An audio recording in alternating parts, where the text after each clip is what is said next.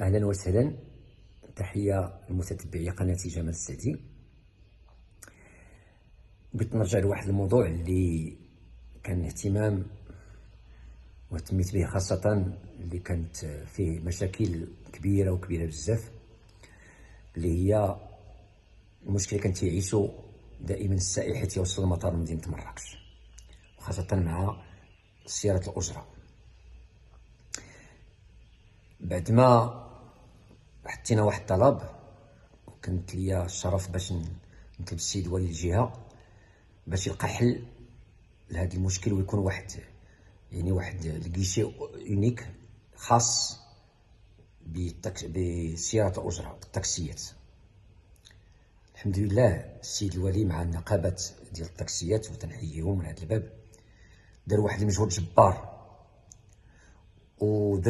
تدرست العملية وتعمقوا فيها مع شركة خاصة اللي تخلق هذاك الكيشي وتفتح. اليوم كان لي الشرف حضرت لهذا التدشين لهذا الكيشي اللي بيحل المشكل ديال جميع السياح اللي كيوصلوا مدينة مراكش بدون ما يتعرضوا لأي نصب واحتيال، إلا وأنه هذاك الكيشي هو اللي غادي يمشيو يحجزوا فيه الكورسة ديالهم من المطار للفندق أو لأي اتجاه بغاو.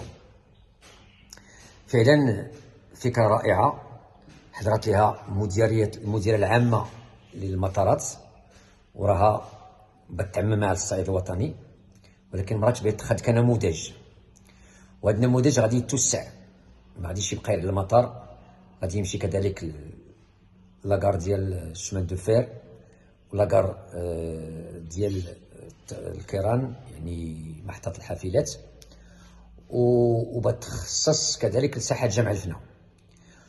وفعلا بتولي تخلق كذلك واحد لابليكاسيون اللي هي بتسهل كذلك على السائح، ولو من قبل ما يوصل لمدينة مراكش يمكن له يحجز التاكسي من هذيك لابليكاسيون ويمشي بدون اي نصب، بدون اي اشكال، وبرياحيه اللي تجعله يكون فيه. فعلا كانت حضور قيم ديال السلطات المحليه، مديريه المطار، لا السيده نوال مديره مطار مراكش، ولا المديره العامه ديال مدير مطارات المغرب، وحضروا جميع المسؤولين وممثلين السياحه على مدينه مراكش والمنتخبون والنقابات، وكان حوار بين وقيم بين السيد الوالي وكذا الساده اللي حاضرين، وعطاو تفاصيل مهمه جدا كيفاش غتسير العمليه. درت واحد الملاحظات كذلك بسيطه في ذاك المطار، انه دوك الناس اللي عندهم ليشيز غولونت اللي كيجيو وجاو المطار كانوا في نفس الوقت جايين ذاك النهار اليوم للمطار، وكان ديك لابونت اللي مستعمله للناس اللي عندهم لي زونديكابي باش يطلعوا في هذيك لابونت، كانت صعوبه اللي تيدير مانيوالمون، اللي كانت الكتريك ما كانش المشكل، ومانيوالمون. حتى انني قدمت هذه المساعده لواحد وفسرت للسيده المديره، غادي تلقى لها الحل ان شاء الله. باقي نشوفوا الحل مع الحافلات ديال الزا، حتى هي غادي تلقى لها الحل في اقرب وقت. وهذه العمليه كنبشر بها وكنفتخروا بها، وهي حل جميع المشاكل اللي مطروحه في المطار ديال مراكش. والان السائح يمكن له يجي بدون مشاكل، وهذا تيفرح مدينه مراكش والمستقبل ديال السياحه ديال مدينتنا.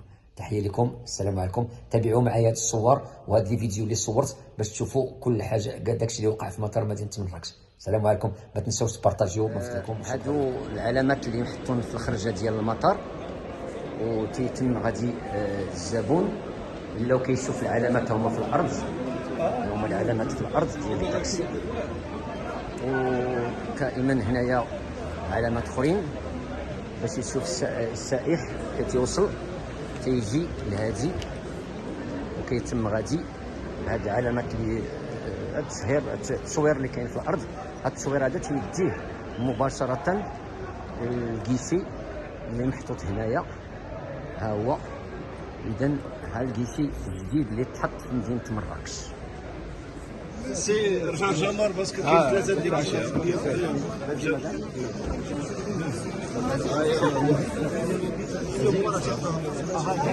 تصور وليتي خلي الكيشي حتى سي جمال. بس السيد الولي بغا يتبع عزيز عليه هنايا صور راجل مزيان.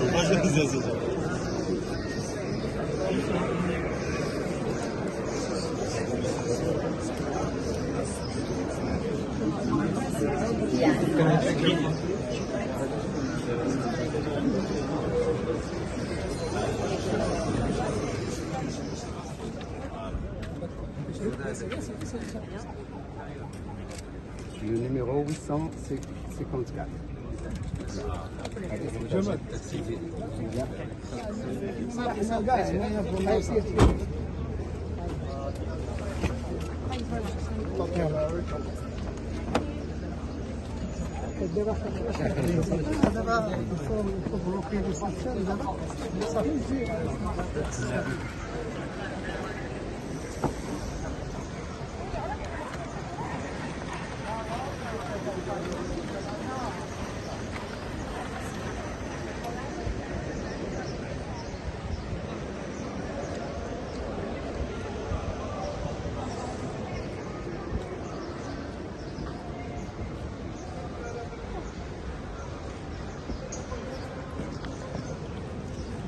Can I help you, sir?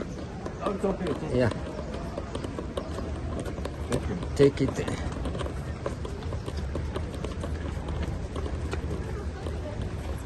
Okay, are you okay now? Yes, yes. Very good.